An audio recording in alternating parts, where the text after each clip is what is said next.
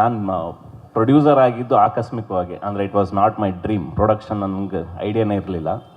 ನಾನು ಲೈಕ್ ಒಂದು 14-15 ಫಿಲಮ್ಸ್ಗೆ ಅಸಿಸ್ಟೆಂಟ್ ಡೈರೆಕ್ಟ್ರಾಗಿ, ರೈಟ್ರಾಗಿ ಒಂದಷ್ಟು ಕೆಲಸ ಮಾಡಿಕೊಂಡು ಒಂದು ಸಿನಿಮಾನು ಮುಹೂರ್ತಕ್ಕೂ ಬಂದುಬಿಟ್ಟಿತ್ತು ಒಂದು ಹೀರೋ ಜೊತೆಗೆ. ಇನ್ನೇನು 2 ದಿನ ಅಂದ ತಕ್ಷಣ ಮುಹೂರ್ತ ಇರ್ಬೇಕಾದ್ರೆ ಅದು ಕ್ಯಾನ್ಸಲ್ ಆಯಿತು. ಯಾವುದೋ ಅವ್ರ ಹೀರೋ ಓಡಲ್ಲ ಪಿಕ್ಚರು ಅದು ಇದು ಅಂತ. ಸೊ ನಮ್ಮ ಕತೆಗಳು ಯಾರಿಗೆ ಹೋಗಿ ಗಾಂಧಿನಗರದಲ್ಲಿ ಕತೆ ಹೇಳ್ತಾ ಇದ್ರು ಯಾರಿಗೂ ಅರ್ಥ ಆಗ್ತಿರ್ಲಿಲ್ಲ, ಏನೇನೋ ಹೇಳ್ತಾನೆ ಇವನು ಅಂತ.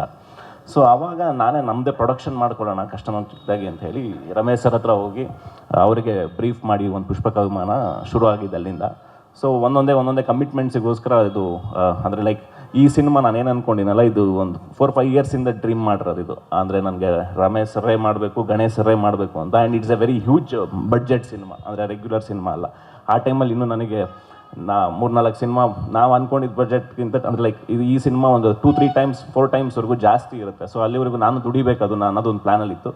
ಸೊ ಹಿಂಗೆಲ್ಲ ಆಗ್ತಿರ್ಬೇಕಾದ್ರೆ ಸತ್ಯ ಲೈಕ್ ಅಂದರೆ ನಾವು ಮೊದಲಿಂದನೂ ಫ್ರೆಂಡ್ಸ್. ಅವರು ಡೈರೆಕ್ಷನ್ ಡಿಪಾರ್ಟ್ಮೆಂಟಲ್ಲಿ, ನಾವು ಡೈರೆಕ್ಷನ್ ಡಿಪಾರ್ಟ್ಮೆಂಟಲ್ಲಿ ಕೆಲಸ ಮಾಡ್ಬೇಕಾದ್ರಿಂದನೂ ವಿ ಆರ್ ಫ್ರೆಂಡ್ಸ್.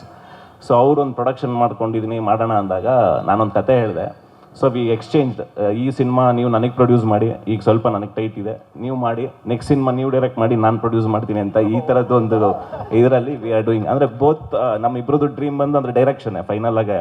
ಅಂದರೆ ನಾವು ಬಂದಿದ್ದೆ ಆ ಉದ್ದೇಶಕ್ಕೆ. ಅವರು ನ್ಯೂಯಾರ್ಕಲ್ಲೆಲ್ಲ ಫಿಲಮ್ ಅಕಾಡೆಮಿನೆಲ್ಲ ಓದ್ಕೊಂಡು ಬಂದಿರೋರು.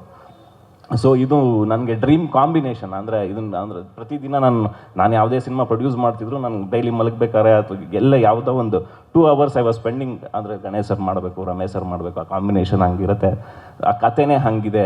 ಲೈಕ್ ಒಂದು ಅನ್ಬೇಸಿವಮ್ ಈ ಥರದ್ದೊಂದು ಬೇರೆ ಸ್ಟೈಲ್ ಆಫ್ ಸಿನಿಮಾ. ಅದನ್ನ ಹೇಳೋಕ್ಕೂ ಟೈಮ್ ಬೇಕು, ಬಡ್ಜೆಟು ಬೇಕಿತ್ತು. ಲೈಕ್ ಅಂದರೆ ಈ ಸಿನಿಮಾ ನಿಮಗೆ ಉಜ್ಬೇಕಿಸ್ತಾನಿಂದ ಹಿಡಿದು ತುಂಬ ಬಿಗ್ ಕ್ಯಾನ್ವಾಸಲ್ಲಿ ಶೂಟ್ ಆಗುತ್ತೆ. ಆ್ಯಂಡ್ ಬಿಗ್ ಪರ್ಸ್ನಾಲಿಟೀಸ್ ಇನ್ನೂ ಬರ್ತಾರೆ ನಮ್ಮ ಸಿನಿಮಾಲಿ. ಅಂದರೆ ನಾನು ಅದನ್ನ ಇವಾಗೇನು ಹೇಳೋಕ್ಕಲ್ಲ. ಒಂದು ಸಂಧ್ಯಾ ಕ್ಯಾರೆಕ್ಟರ್ ಇರ್ಬೋದು, ಇನ್ನೊಂದು ಭೂಮಿಕಾ ಕ್ಯಾರೆಕ್ಟರ್ ಇರ್ಬೋದು, ಆ ಥರದ್ದು ಏನೋ ಒಂದಷ್ಟು there are so many things. ಇದು ಜಸ್ಟ್ ಎ ಸ್ಟಾರ್ಟ್. ಆಮೇಲೆ ಇಟ್ಸ್ ಎ ಡ್ರೀಮ್.